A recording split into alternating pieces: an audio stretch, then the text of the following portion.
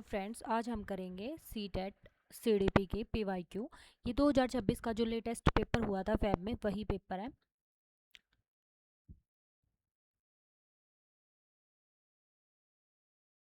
करते हैं शुरू।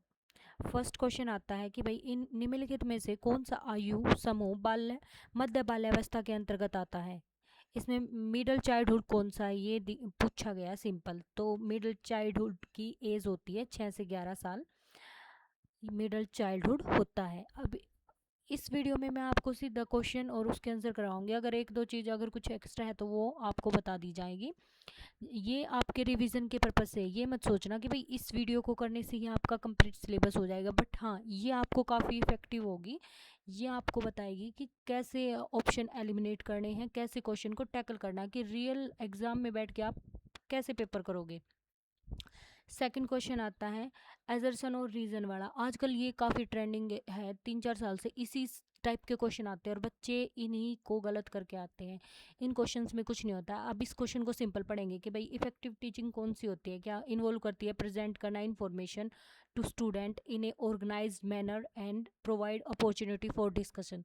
ये मेन मुद्दा क्या है, इस लाइन में बोला गया है, एजर्शन दिया गया है कि भाई इफेक्टिव टीचिंग कौन सी होती है, जो इस बच्चों को इन्फॉर्मेशन प्रोवाइड करे। ओके, और वो इन्फॉर्मेशन ऐसी होनी चाहिए कि वो वेल ऑर्गेनाइज्ड हो। ये नहीं है कि मतलब आधी अधूरी डिटेल्स बच्चों को दी जाए और बच्चे इधर उधर घूमते फिरे, ऐसा कुछ नहीं है। उनको कंप्लीट एक ही जगह ऑर्गेनाइज्ड करके सारी इन्फॉर्मेशन देनी है और उनको क्लास के अंदर डिस्कशन करने का मौका भी देना है कि भाई अगर कोई टॉपिक आ गया तो बच्चे आपस में डिस्कस कर सके कि हाँ इस क्वेश्चन का आंसर ये होगा, इस क्वेश्चन का आंसर ये हो सकता है।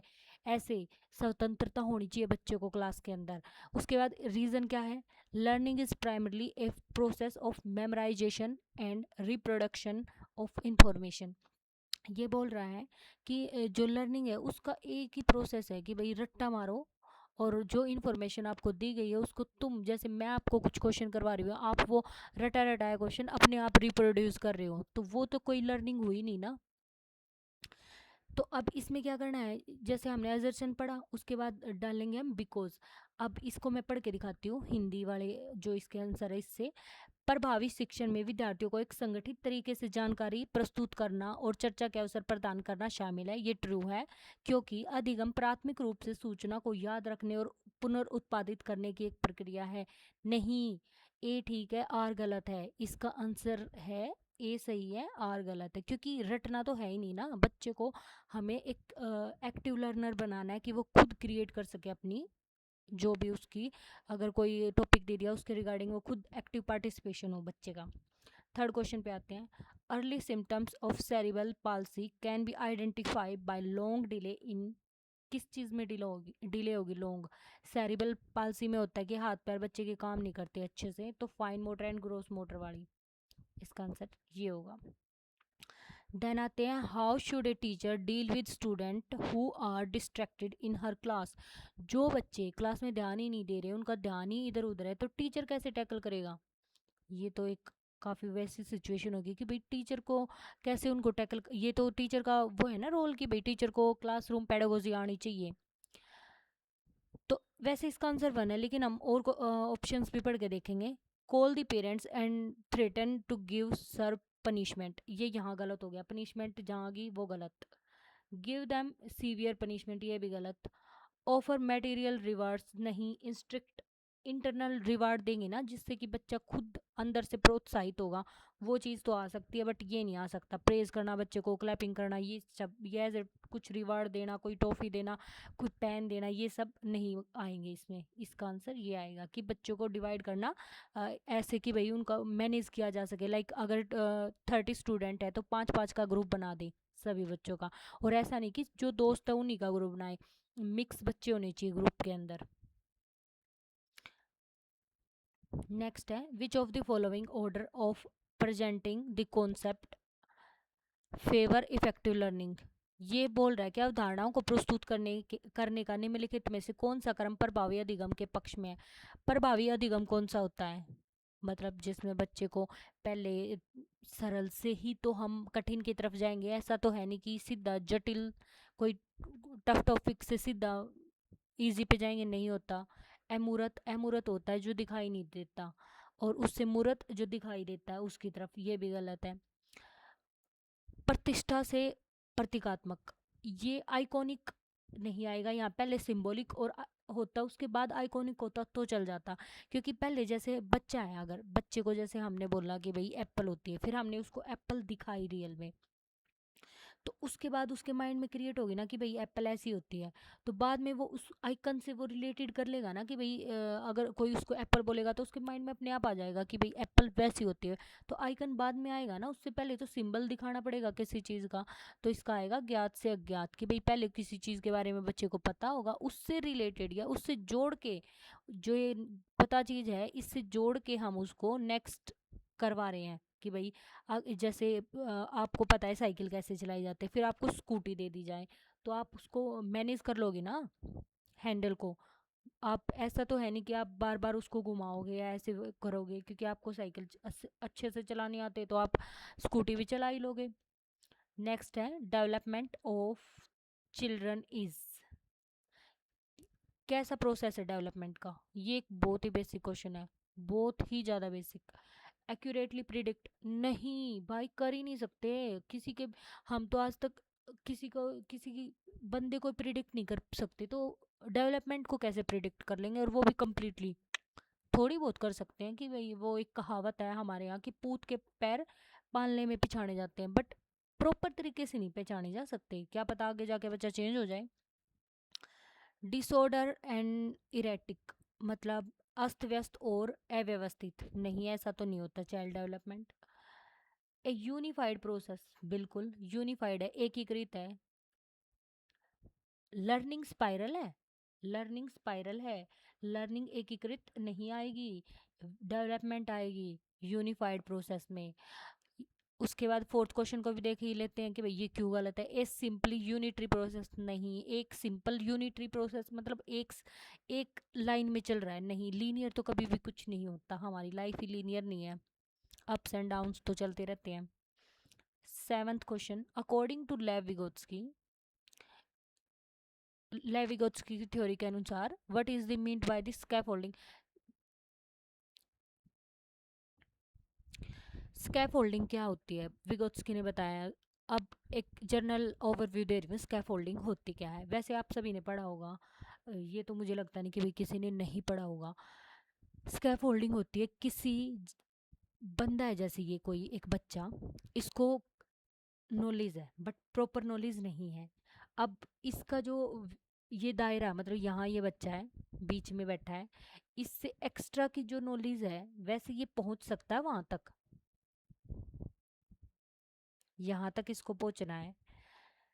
तो यहाँ एक मोर नॉलेजेबल अदर अदर बंदा, जैसे जिसको थोड़ी सी ज़्यादा नॉलेज है उस बच्चे से, लाइक ये लगा लो कि भैया आप किसी से पढ़ रहे हो, उसने वो एग्ज़ाम दे रखा होगा तभी तो आप उससे पढ़ रहे होगे ना।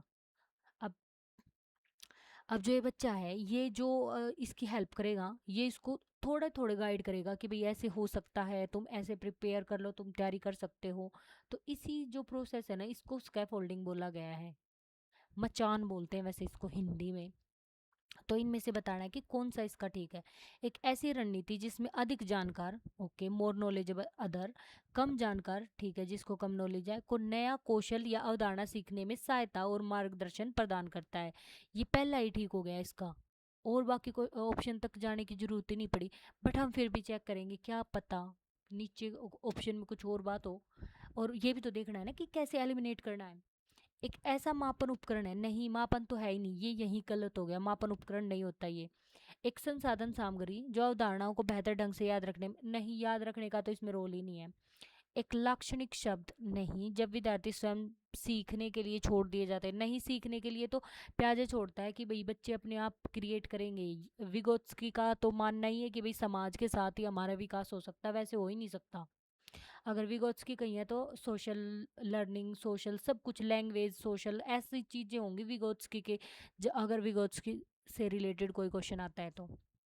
उसके बाद आता है eighth question, in order to nurture critical thinking skills among student, a teacher should design a deliver activity which demand, nurture करनी है हमें बच्चों में क्रिटिकल थिंकिंग। वो क्या होती है क्रिटिकल थिंकिंग? कि बच्चा सोच पाए। मतलब अब मैं आपसे कुछ पूछ रही हूँ तो आपके पास उस चीज़ की सॉलिड एविडेंस आपको पता होनी चाहिए कि भाई ये चीज़ अगर धर्मेंद्र प्रधान ने जैसे आज इस्तीफा दिया है तो अगर मैं आपसे पूछूं कि भाई क्या मैटर था ये, तो आप लोगों को वो पूरा सोच समझ के आप बता सको ना। अब ये तो है नहीं कि इंस्टाग्राम पे रील देख ली कि हाँ भाई जैन जी के साथ ये हुआ वो हुआ, मतलब वो नहीं, लेकिन आपने अपने दिमाग से क्या सोचा, आपको क्या मतलब आपके अकॉर्डिंग क्या चीज़ थी, क्या वो था, आप सोच पाओ, वो चीज़ होती है। तो उसको कैसे कर सकते हैं? लॉजिकल रीजनिंग, बिल्कुल एनालाइज करेगा, हम समस्या को लॉजिक लगाएंगे कि भाई ऐसा क्यों हुआ, नीट पेपर लीक क्यों हुआ, बाकी पेपर जो हमारी भर्ती है वो क्यों नहीं होती, ये सब इस को एनालाइज करेंगे। समस्या है ना हमारे सामने, रिजल्ट नहीं आ रहा अब केवीएस का, और ये सब समस्याएं, इनको एनालाइज करेंगे, तब उसके ऊपर हम अपनी रीजनिंग लगाएंगे। मेयर रिट्राइवल और प्रीवियसली लर्न ऑफ कॉन्सेप्ट, पहले सीखी हुई अवधारणा का केवल पुनर्प्राप्ति। अब सेकंड कैसे एलिमिनेट करते हैं? जैसे ये केवल आ गया, केवल जहां भी आएगा काट देना भाई, वो तो आपका आंसर कभी हो ही नहीं सकता। उसके बाद रोट रिहर्सल, रोट लर्निंग, जहां दिखे काटा मार दो इसके ऊपर, ये तो आंसर कभी हो ही नहीं सकती। अब हमारे पास फर्स्ट तो हो गया, अब ये यहाँ से भी हो सकता है, अगर किसी को बाकी नहीं पता तो वो इससे भी करेगा कि भाई जहाँ फर्स्ट होगा बाकी ये दो ना हो उसके साथ, फर्स्ट यहाँ है, फर्स्ट यहाँ है, दूसरा आ ही नहीं सकता, तो ये गलत है। इसके साथ फर्स्ट है और फोर्थ है, फोर्थ को पढ़ के देखते हैं। सिंथेसाइज करना और इवेल्युएशन ऑफ इंफॉर्मेशन। सिंथेसाइज क्या होता है? जैसे बहुत सारी अलग अलग चीज़ें हैं, उन सभी को एक में अटैच करके तुम एक लास्ट कंक्लूजन पे, या फिर एक लास्ट, जैसे आपके पास छोटी छोटी स्क्रीनशॉट पड़े हैं, आप उनको एक बड़े स्क्रीनशॉट में मिला दो, वो सिंथेसाइज कर दिया आपने, एक कर दिया, एकीकृत कर दी चीज़ को। ठीक है। उसके बाद इवेल्युएशन, इवेल्युएशन किसी चीज़ का मूल्यांकन कर रहे हो आप, इंफॉर्मेशन जो आपको मिली है उसका, कि भाई अ, कोई भी समस्या ले लो कि भाई नीट पेपर लीक था, सोनम वांगचू जी का जो स्ट्राइक चल रही थी, हंगर स्ट्राइक, उन सभी को ऐसे कुछ भी आप अपनी रियल लाइफ से कनेक्ट करके पेपर को करोगे ना, बहुत इजीली हो जाएगा। तो इसका आंसर आएगा second, logical reasoning and analyse, ये करता है बच्चों में डेवलप क्रिटिकल थिंकिंग। उसके बाद synthesise and evaluation of information, कि सूचनाओं को संश्लेषण और उनका मूल्यांकन करना, एक जगह इकट्ठे करो और फिर उसका एनालाइज कर दो, उसको मूल्यांकन कर लो उसका। नेक्स्ट क्वेश्चन आता है नाइन्थ, लर्न पैटर्न। लर्न का पैटर्न, सांस्कृतिक रूप से स्वीकृत पुल्लिंग और स्त्रीलिंग व्यवहार को सीखते हुए पैटर्न को क्या कहते हैं? कल्चर के द्वारा, कल्चर, कल्चर में जेंडर का क्या है, मतलब कि भाई ये आदमी है ये औरत है, तो इस चीज़ को क्या बोल लेते हैं? ये जेंडर बायस बोलते हैं, जेंडर स्टीरियोटाइप है। स्टीरियोटाइप में तो ये होता कि भाई ये काम खाली लड़कियां करेंगी, ये काम लड़के करेंगे, ये स्टीरियोटाइप होता है। जेंडर बायस ये होता कि भाई लड़कियां भारी सामान नहीं उठा सकती, लड़कियां हल्का फुल्का काम करेंगी, ये चीज़ जेंडर बायस में आ गई। या फिर क्लास में जैसे अब मैं हूँ, मेरी ऑडियंस में अगर मैं लड़कों को ज़्यादा प्रेफरेंस दूँ लड़कियों की बजाय, तो ये भी जेंडर बाइस ही कर रही हूँ मैं।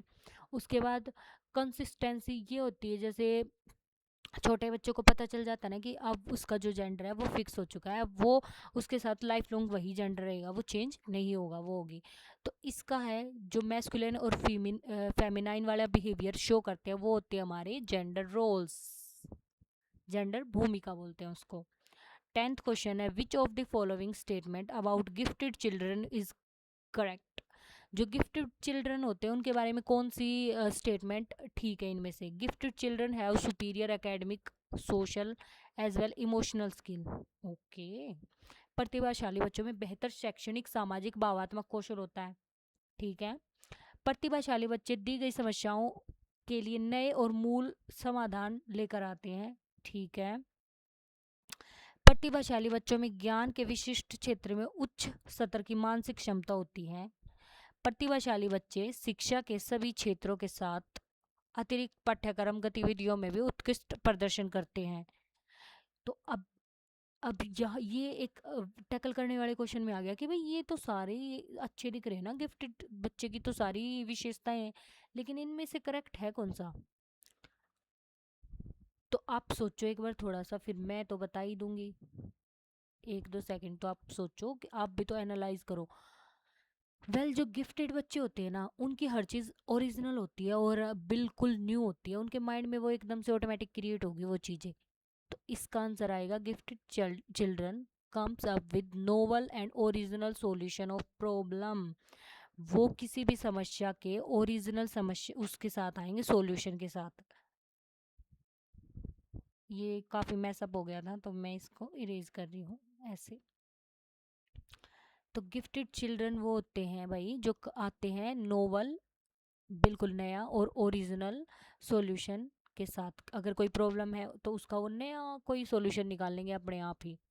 वेल इस वीडियो में मैं अभी 10 क्वेश्चन ही करवा रही हूँ, बाकी 20 क्वेश्चन बचते हैं वो नेक्स्ट पार्ट में करवाऊंगी। और इसमें 15 मिनट लगी हमारी, देखो 10 क्वेश्चन में। तो मुझे लगता है शायद आपका टाइम वेस्ट ना हो, अगले जो 20 क्वेश्चन होंगे उनको मैं बिल्कुल बुलेट स्पीड में करवाऊंगी। Thank you.